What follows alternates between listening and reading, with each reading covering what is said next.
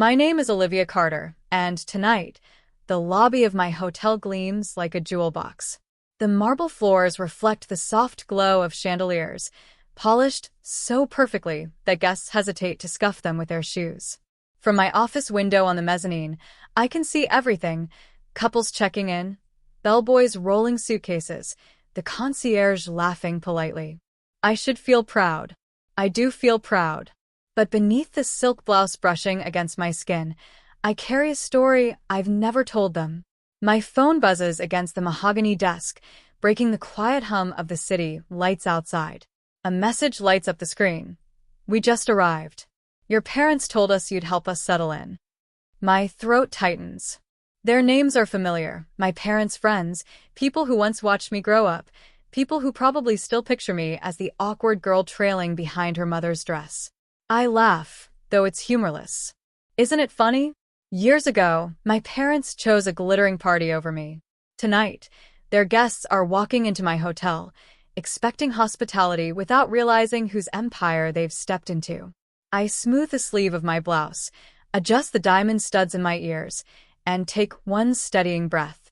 They're about to see the woman I became when no one was watching. I was 17 the night everything changed. My high school choir had been preparing for the spring concert for months, and for me, it wasn't just another performance, it was my solo. My voice coach said it was the kind of moment that could open doors, maybe even scholarships. I spent hours rehearsing, pressing my palms against my ribcage to feel every breath, imagining the applause washing over me like sunlight. But when I stepped into the kitchen that evening, dress in hand, my parents were already dressed in shimmering black and gold. My mother's hair was twisted into a sleek bun, and my father adjusted his cufflinks with that distracted air he always carried. "You're ready early," I said softly, almost hoping they'd surprise me with, "Of course, sweetheart, we'll be there."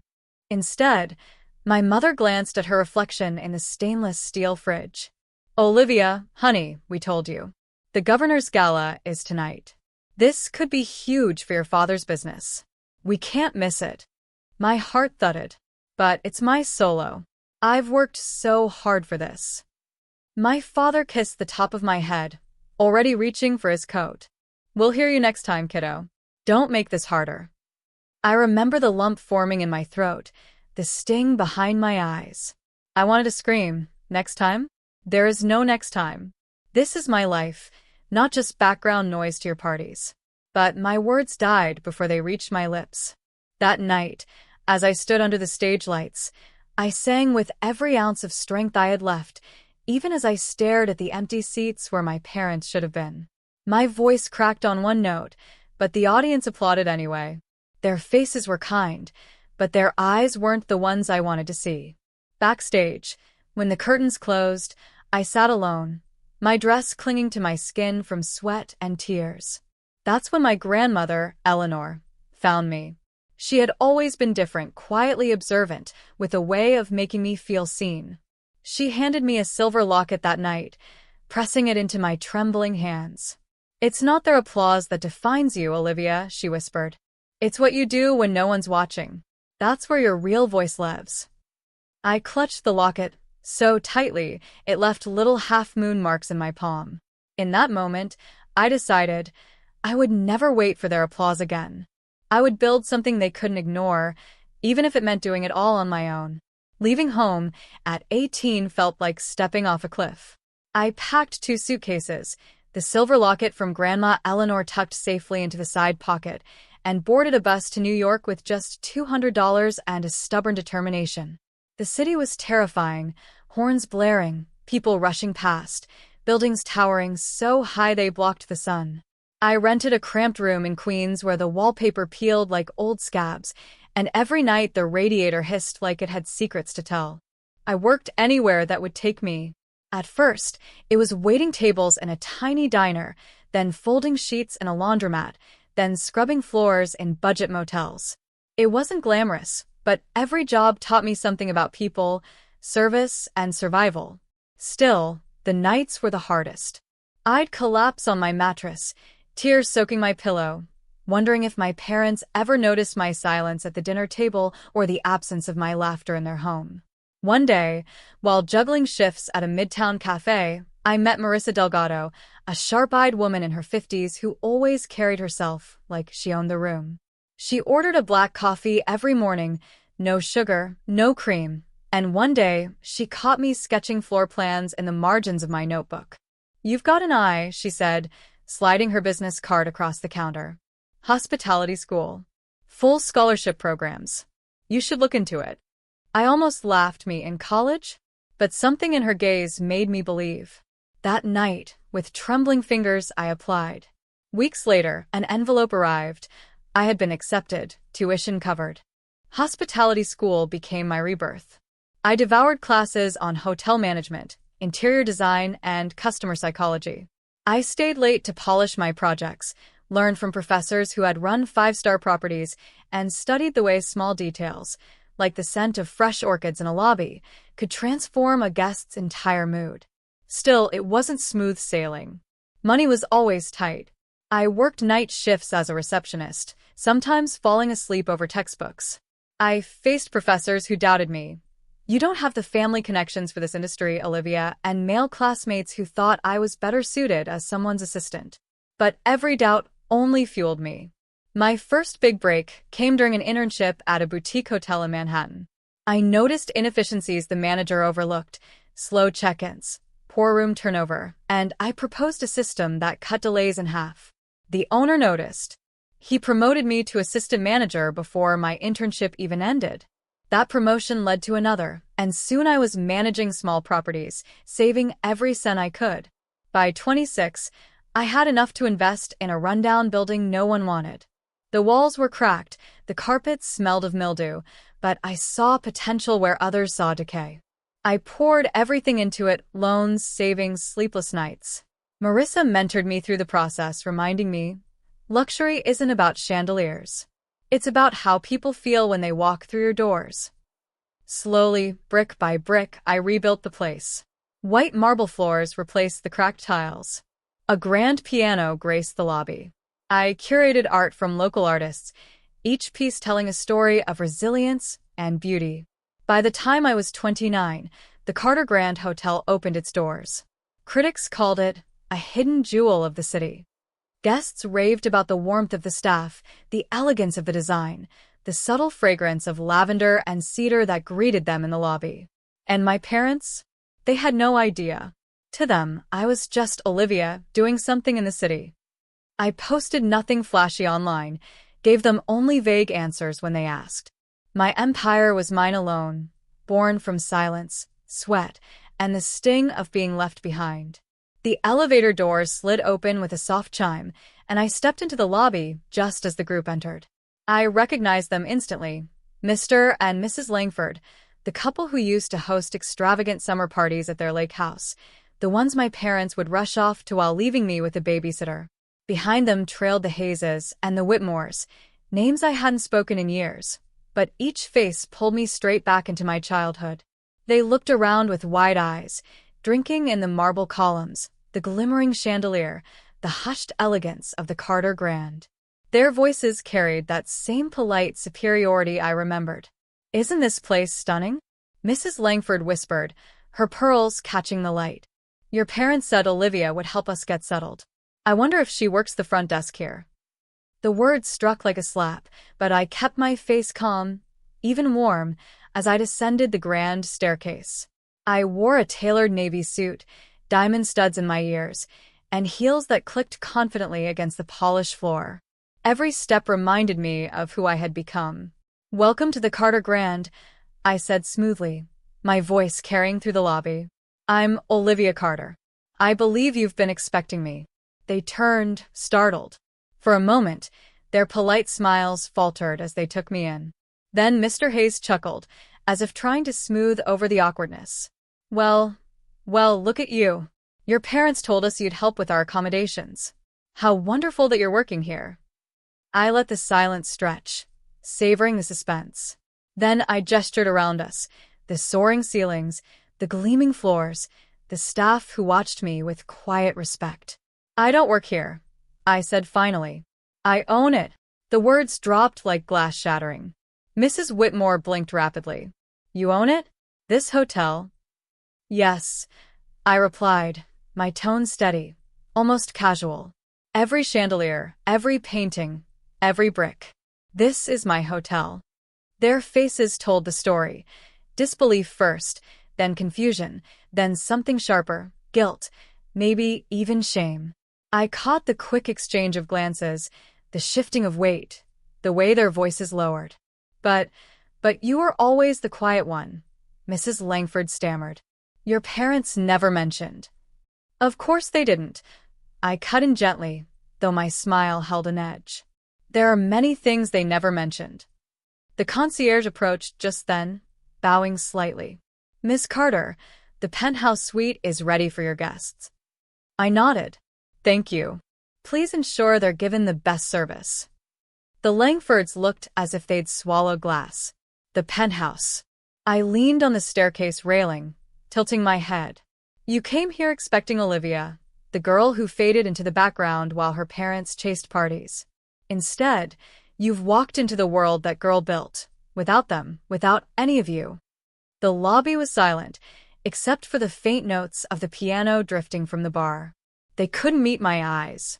For years, these were the people who had whispered about how my parents were. Lucky to have such a smart daughter, yet none of them had noticed when I disappeared from the narrative. And now, they stood in my lobby, their luggage waiting to be carried upstairs.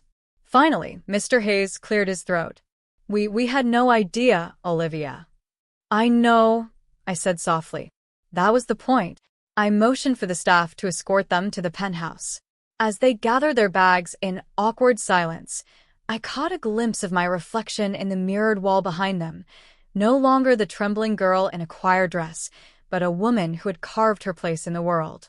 When the elevator doors closed behind them, I exhaled slowly, my fingers brushing the silver locket at my throat. The same one Grandma Eleanor had pressed into my hands that night. They had finally seen me.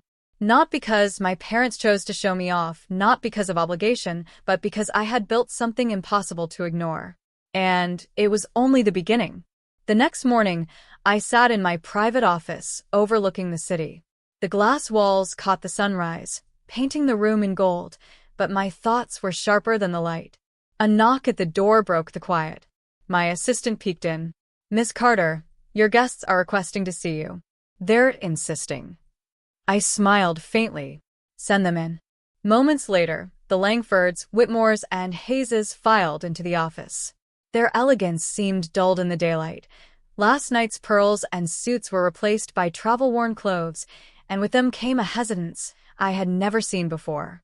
They looked at the art on my walls, abstract pieces from local women artists, photographs of the hotel's opening gala, awards framed neatly. Each detail whispered of the life I'd built, brick by brick, far beyond their imagination. Mrs. Langford finally spoke. Olivia, we owe you an apology. We didn't realize. I leaned back in my leather chair, fingers resting lightly on the silver locket. Didn't realize what? That the girl your friends once left behind could create a world without them. They shifted uncomfortably. Mr. Hayes cleared his throat. We were hoping, since your parents recommended us, that perhaps you might extend a courtesy. A special rate. Maybe some arrangements. Ah. There it was. Not just an apology, they wanted something. Always something. I folded my hands. I will extend you courtesy.